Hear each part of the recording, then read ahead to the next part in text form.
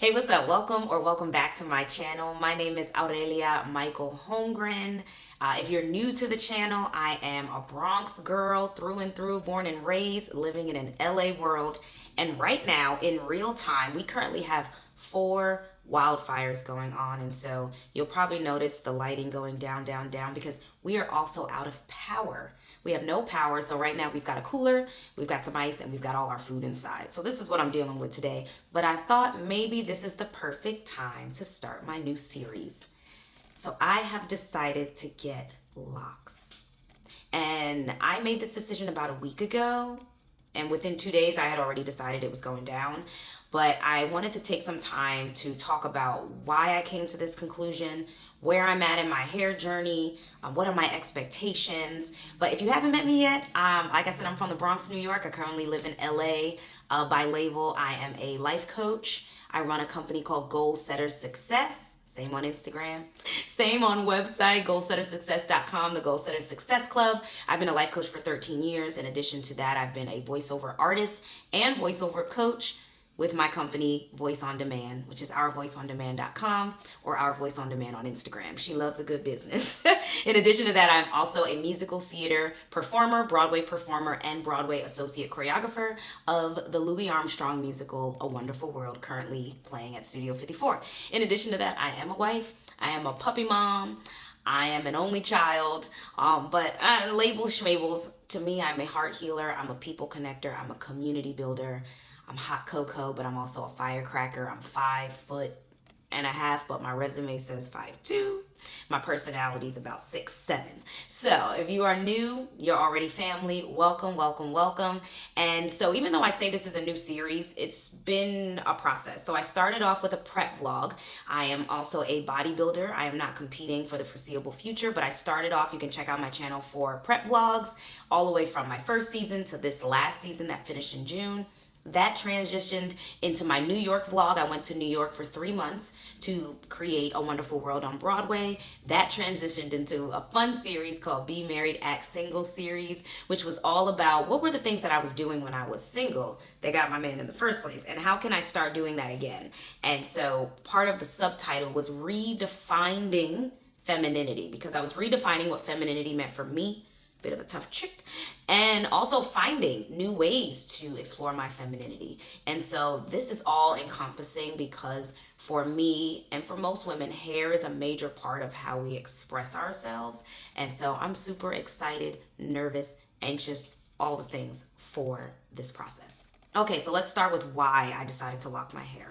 So it's something that I've thought about for a long time. If I have any 80s, 90s babies on here, you may have experienced several of the things I have, like gluing tracks, especially Shirley Temple curl tracks, into your hair for your 3rd grade pictures and your 2-piece sweatsuit from Hanes, right? PCJ, just for me, hot combs on the stove, black gel, green gel, blue gel, getting your ear burned, braids until your edges will fall. All that was my whole upbringing. My mom didn't really know how to do hair. My grandma didn't know how to do hair, and therefore I never learned, and we didn't have as much information as we do now. So during the time that I was pursuing commercial hip hop dance, it was all about the straight hair. So I permed my hair over time in a circle, in a T, and in 2 little, I don't know what I was doing. And basically I took my hair from about this length to this length, and I'll pull some pictures up. So we were kind of looking like this, got my hair in the wrong hands, and we ended up like that and that. And so I have been carrying this hair trauma for a long time, and I think I've been putting it to the side because I had been weighing like, oh, my trauma's not as big as someone else's, and my friend Chanel was like, no, you cannot compare your trauma to someone else's trauma. Everyone's trauma is valid. And so I realized that this was the year that I needed to move forward. And so I've been growing my hair for a while, but I've had this kind of dangling carrot in my face of once my hair gets long enough, I'm gonna put it up in this bun. But the reality is my hair is very, very fine. Almost, I wouldn't say bone straight by any means, but it's very fine. The back is extremely loose curled. And even if it does grow, the amount of time it's gonna take to get a bun that I imagine who knows? And my favorite styles that I love to play with is when my hair is in braids, when it's up in a bun, and I always get compliments about that. But at that time, like, people weren't doing locks, people weren't even doing wigs then. So it was all about the weaves, and I destroyed my hair. And then when I got to musical theater and commercials, it was all about the big curly. So I got this really cute, I'll put my headshot up right there, custom by my boo Devonte. He did a custom wig for me and I loved it and I still love it. But what I realized was that I was identifying myself by that hair, to the point where one time I accidentally started to wash it without brushing it out and it lost so much hair and I cried. Not because of how much I spent, but because it literally felt like I was losing my own hair. And that's when I knew I had to take a break from it, because I was getting so caught up in, oh my gosh, queen, your hair goals is so beautiful, and going on with this lie, that I started to believe it was the truth.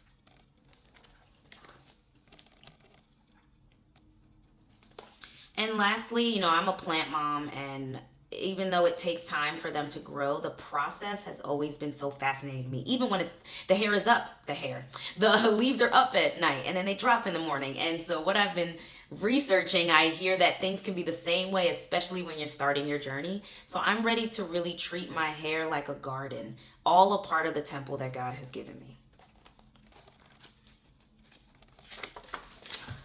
Okay, so let's talk about expectations and goals. Luckily, I've done hopefully proper research, but I know that I already am going into this with no expectation or goals. Other than I'm expecting to take care of it, to listen to the instructions, to be a student, to learn. And my goal is to see how long it can grow, see how long I want it to grow. But other than that, I am really in this for the quote unquote, our favorite word, the journey.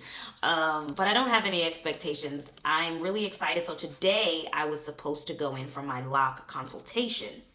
But because of the fires, the air quality, the distance I would have had to travel, I asked to reschedule for tomorrow. And I'm not going to lie, when I got up this morning, I was like, am I even supposed to be getting my hair locked? Should I be doing this? Is this the right decision? I started having all these doubts. But after about an hour, I was like, nah, we supposed to do it. So what kind of research and prep have I done? So I'm not gonna lie, I did start on TikTok. The TikTok girlies knows was I mean, sometimes they're trying to, just get a lot of likes and things, but I did learn a lot. So after I did TikTok, I talked to three people, my girl Shantae, my Prophyte, Nicole, my Spesh, and one of my closest friends since I was 5 years old. I'll be 40 this year. Thank you. Thank you. Round of applause. My girl Shania. And they have all been growing their locks at different times, and they had started different ways. But let's start with TikTok. So the main three things I learned a lot of things, so more may come out, but the main three things I learned is that you cannot believe that your locks are going to look like someone else's locks because you start the same way they started. That is a setup and a recipe for a disaster soup. So although I haven't looked at a lot of people's hair, originally I was thinking, I know I didn't want to do the coil method, the little like Shirley Temple curls. I still have PTSD from being a kid. We did that every year for picture day. So it was between the braids and the 2-strand twist. Now I have done 2-strand twist on my hair when I come out the shower. And to me, I think that's the way I want to go. Then I was debating between micro locks, sister locks, that's a whole other story. We're not going to get into that. Go ahead and Google it. And traditional. And originally I thought micro locks, but to be honest, for me, the micro locks to me represent the closest thing to like straight looking hair. And that's just not what I want for me. So I'm pretty sure if they say, obviously I'm going to listen to the loctician, she knows more than I do. I'm pretty sure I'm set on a 2-strand twist traditional locks. So that's the first thing I learned. Don't have expectations of your hair looking like somebody else's. It may look crazy a little bit in the beginning. Don't think that just because you're getting locks, you don't need to take care of your hair. That I had to really listen to, because I could tell just by, being in these streets. There's a difference between somebody just free forming their hair, allowing their hair to lock itself, and people that just ain't. Water has not seen that head in 40 years. All right, so last two things, my current hair state. So I'll put a video here of where my hair is right now. So we'll see what they say about it. And overall, how I feel, I am hyped. This is going to be an incredible journey. I am so excited. I hope you join me for it. If you've ever thought about getting locks, if you have locks, like drop comments, please. Hook a sister up. What products are you using? How often are you watering? Like, I just want to learn as much as possible. So make sure you drop comments below. If you are considering it or you are also in your journey, please drop the comments below. Let's keep in touch, and welcome to the vlog series.